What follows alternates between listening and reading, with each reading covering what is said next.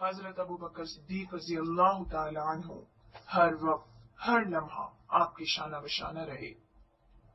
جب کفار مکہ حضور صلی اللہ علیہ وسلم پر تشدد کرتے، پتھر مار کر زخمی کرتے، تو حضرت ابو بکر صدیق رضی اللہ تعالی عنہ ہی حضور کی مدد کو پہنچتے صلی اللہ علیہ وسلم۔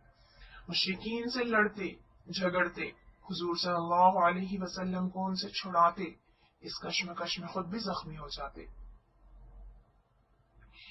ایک دن عقبہ بن ابی معیط نے بحالت نماز نبی کریم صلی اللہ علیہ وسلم کا گلا گھونٹنا شروع کر دیا۔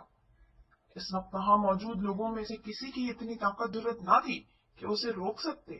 حضرت ابو بکر صدیق رضی اللہ تعالی عنہ نے جب یہ منظر دیکھا تو تیزی سے آگے بڑھے اور آپ صلی اللہ علیہ وسلم کے پاس سے اس کو ہٹا دیا اور فرمایا، کیا تو ایسے شخص کو قتل کرتا ہے جو یہ کہتا ہے کہ میرا رب اللہ ہے اور وہ تمہارے پاس تمہارے رب کی طرف سے معجزے بھی لے کر آیا ہے؟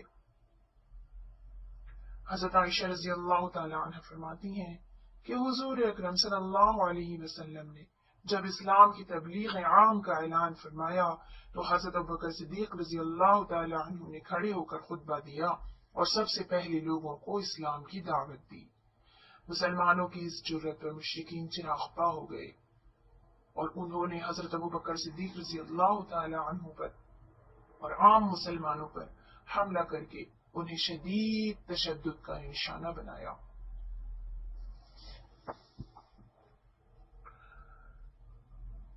حضرت ابوبکر صدیق رضی اللہ تعالی عنہ پوری زندگی ہر وقت ہر لمحہ نبی کریم صلی اللہ علیہ وسلم کے ساتھ رہے۔ آپ کا معمول تھا کہ حضور اقدس صلی اللہ علیہ وسلم کی ہر بات ہر قدم پر فوراً آمین کہہ کر اس کی تصدیق کر دیا کرتے۔ حضرت عائشہ رضی اللہ تعالی عنہا سے روایت ہے کہ کفار مکہ حضرت ابوبکر صدیق رضی اللہ تعالی عنہ کی خدمت میں حاضر ہوئے اور تمسخرانہ انداز میں کہا، آپ کو کچھ خبر ہے کہ آپ کے دوست محمد صلی اللہ علیہ وسلم کہتے ہیں میں رات کو بیت المقدس گیا تھا؟ حضرت ابوبکر صدیق رضی اللہ تعالی عنہ نے فوراً کہا، اگر حضور صلی اللہ علیہ وسلم نے فرمایا ہے تو میں اس کی تصدیق کرتا ہوں۔ اسی وجہ سے ان کا لقب صدیق پڑ گیا۔ سعید بن منصور رضی اللہ تعالی عنہ نے اپنی مسند میں تحریر کیا ہے کہ شب معراج سے واپسی پر جب حضور صلی اللہ علیہ وسلم طوا کے مقام پر پہنچے تو آپ صلی اللہ علیہ وسلم نے فرمایا، اے جبرائیل، میری قوم میری تصدیق نہیں کرے گی۔ حضرت جبرائیل علیہ السلام نے کہا کہ آپ صلی اللہ علیہ وسلم کی تصدیق حضرت ابوبکر صدیق رضی اللہ تعالی عنہ کریں۔ ایک مرتبہ نبی کریم صلی اللہ علیہ وسلم نے فرمایا کہ کچھ مال اللہ کی راہ میں صدقہ کریں، تو حضرت عمر رضی اللہ تعالی عنہ فرماتے ہیں کہ میں نے دل میں ارادہ کیا کہ آج تو میں ابوبکر صدیق سے بڑھ کر صدقہ کروں گا، بس میں اپنا آدھا مال لے کر گیا۔ حضور صلی اللہ علیہ وسلم نے دریافت کیا اپنے اہل و عیال کے لیے کتنا چھوڑا؟ میں نے عرض کیا اتنا ہی چھوڑ آیا ہوں، یعنی آدھا۔ اتنے میں حضرت ابوبکر صدیق رضی اللہ تعالی عنہ اپنا سارا مال لے کر حاضر ہو گئے۔ حضرت نبی کریم صلی اللہ علیہ وسلم نے فرمایا، ابوبکر کچھ اہل و عیال کے لیے بھی چھوڑا؟ کہا، ان کے لیے اللہ اور اس کا رسول ہی کافی ہیں۔ اس وقت میں نے سوچا کہ میں کسی بات میں بھی ابوبکر سے سبقت نہیں لے جا سکتا۔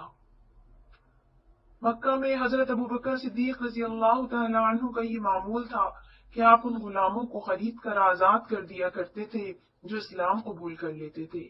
ان میں بوڑھی عورتیں، مرد، نوجوان، کم عمر بچے اور لڑکیاں سبھی شامل تھے۔ عبداللہ بن مسعود حضرت علی رضی اللہ تعالی عنہ سے کسی نے پوچھا، یا امیر المومنین، حضرت ابوبکر صدیق رضی اللہ تعالی عنہ کے حالات کے متعلق کچھ ارشاد فرمائے۔ آپ نے فرمایا، ابوبکر رضی اللہ تعالی عنہ وہ ہستی ہیں جن کا نام اللہ نے اور جبرائیل نے اور حضور صلی اللہ علیہ وسلم نے صدیق رکھا۔ وہ نماز میں ہمارے رسول صلی اللہ علیہ وسلم کے خلیفہ تھے۔ جس شخص سے نبی کریم صلی اللہ علیہ وسلم ہمارے دینی معاملات میں خوش ہوئے، ہم اپنی دنیا کے لیے بھی اس سے راضی